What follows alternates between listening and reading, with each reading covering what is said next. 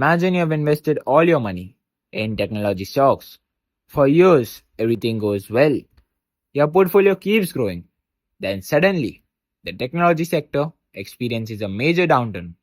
Almost every stock you own falls at the same time because all your investment were concentrated in one area. Your entire portfolio suffers. Now imagine a different investor. They also own technology stocks, but they use derivatives to gain exposure to other part of the financial market, such as commodities, interest rates, and foreign currencies. When technology stocks struggle, those other investments may perform differently. Instead of relying on one single market, their portfolio is spread across multiple sources of risk. This is one way derivatives can help diversify our portfolio. They allow investors to gain exposure to assets or markets without having to buy those assets directly.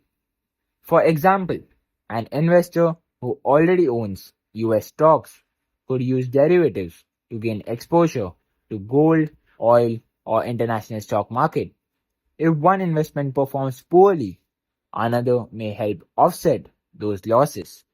Diversification doesn't guarantee profit and it doesn't eliminate risk, but by spreading investment across different markets, investors reduce their dependence on the performance of any single asset or sector.